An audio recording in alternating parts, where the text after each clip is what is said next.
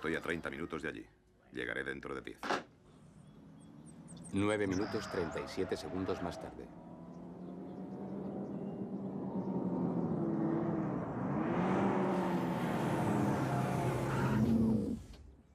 Muchas gracias a todos.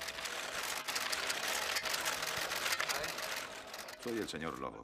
Soluciono problemas. Vayamos directo al grano, caballeros. Si mi información es correcta, vamos contra reloj. Muchachos, a trabajar. Por favor, ¿vale?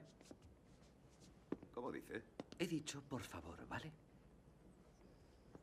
Entérese, amigo. No tengo que decir por favor, solamente lo que debe hacer. Y si posee algún instinto de conservación, más vale que lo haga y cagando leches.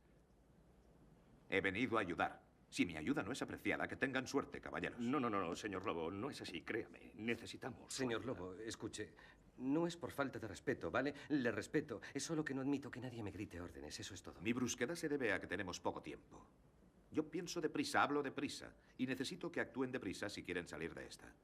Y ahora pórtense bien. He looks to curl that one in. That's a great ball from Soler. Santi Mina opens the scoring. That's exactly. Guedes looks to thread that one through to Soler. That is 2-0.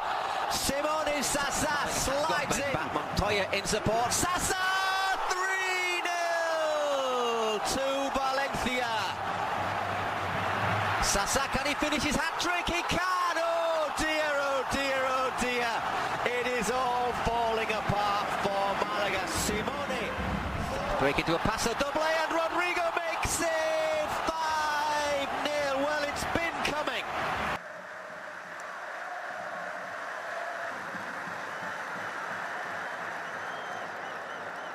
Tampoco vamos a meter 5 todas las semanas. Buen trabajo, caballeros. Bueno, pero no empecemos a chuparnos las pollas todavía.